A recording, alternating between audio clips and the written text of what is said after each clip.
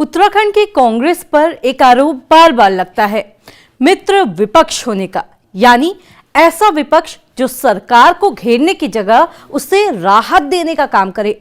और उधम सिंह नगर में किसान आत्महत्या का ताजा मामला इस आरोप को और ज्यादा मजबूत करता दिख रहा है।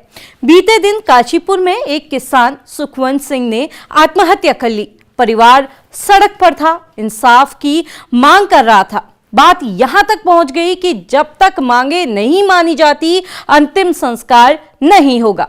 अब ये वो मौका था जब विपक्ष को करना क्या चाहिए था, सीधा सीधा काशीपुर पहुंचना चाहिए था, किसान के परिवार के साथ खड़ा होना चाहिए था। लेकिन उस वक्त हमारी मुख्य विपक्ष पार्टी कांग्रेस देहरादून में मंत्री रेखा आर्या के पति गिरधारी लाल साहू के बयान पर हंगामा काट रही थी, जिसमें गिरधारी लाल साहू ने बिहार की बेटियों पर या महिलाओं पर आपत्तिजनक टिप्पणी की थी।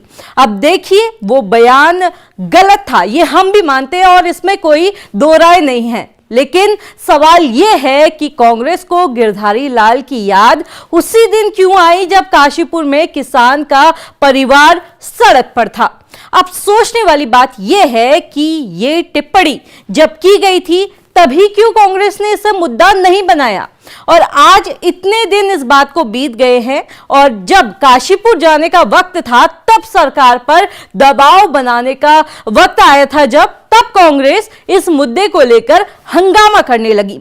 अब सवाल उठ रहे हैं कि क्या ये कांग्रेस की सोची समझी रणनीति का हिस्सा तो नहीं था, क्योंकि कांग्रेस बखूबी इस बात को समझती थी कि काशीपुर में कांग्रेस का हल्ला बोल सत्ता पक्ष की राहत पर रोड़ा बनने का काम करेगा। और यहीं से कांग्रेस ने सरकार को साफ रास्ता देने का काम कर दिया। और अब जब मृतक किसान का परिवार प्रशासन की कार्रवाई से संतुष्ट हो गया है और किसान का जो सुखवंत सिंह है उनका अंतिम संस्कार भी कर दिया गया है, तब कांग्रेस के नेता वहां हाजिरी लगाने पहुंच रहे हैं। अब इसे आप क्या कहेंगे? और ये पहली बार नहीं हो रहा है। यूके SSSC पेपर लीक के मामले में पूरे राज्य में जब हल्ला मचा था और जब सरकार ने पेपर निरस्त कर दिया, तब जाकर विपक्ष जागा और फिर मार्च निकाला गया। लेकिन अंकिता और साथ ही अंकिता भंडारी जो हत्याकांड वाला जो केस था, उसे देख लीजिए आप लोग। कथित VIP के नाम का खुलासा होने के बाद कांग्रेस के प्रदेश अध्यक्ष गणेश गोदियाल ने क्या किया?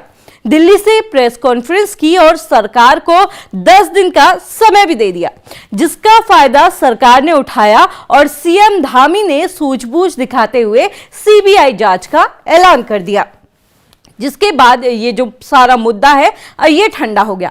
अब बताइए, ये विपक्ष है या फिर सरकार का सपोर्ट सिस्टम?